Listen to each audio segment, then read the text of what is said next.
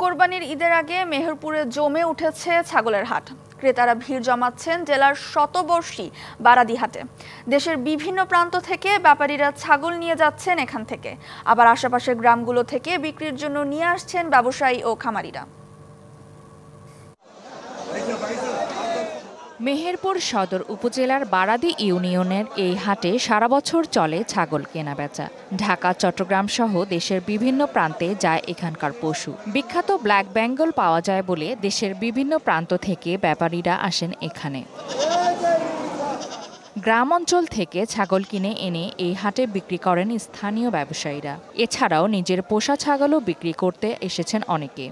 এই ধর আমরা 40-45 করে কিনতেছি, 50 করে কিনতেছি, বুঝছেন?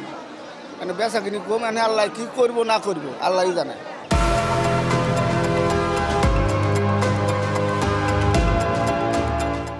20-22 কেজি ওজনের ছাগল গালার বেশি চাহিদা, মানে বড় ছাগলের চাহিদা খুবই কম এই হাটে। বড় ছাগলের চাহিদা খুব কম, ছোট ছাগলের চাহিদা বেশি।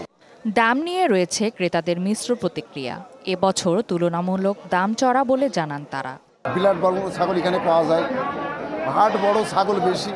ছাগলের বাজার অনেক চড়া। হ্যাঁ, বাজার একটু চড়া, ঘুরে বেড়াইছি আমরা, সেমন পড়তা হলে একটা কিনে নিয়ে বাড়ি যাবো মাজারের সাইজ। 20 কেজি গোশ হবে, দাম যায় 30,000। ঠিক করে অল্প টাকার মধ্যে নিয়ে চলে যাচ্ছে। এদিকে আইন শৃঙ্খলার পরিস্থিতি নিয়ে সন্তুষ্টির কথা জানালো হাট কর্তৃপক্ষ।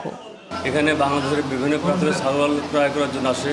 এখানকার স্থানীয় ক্যাম্প ইনচার্জ আছে আমাদের। এখানকার আইন শৃঙ্খলা পরিস্থিতি অত্যন্ত ভালো।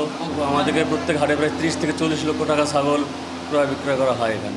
সপ্তাহে শনি ও বুধবার দুদিন এই হাটে 1.5 থেকে 2,000 ছাগল বেচাকেনা হচ্ছে।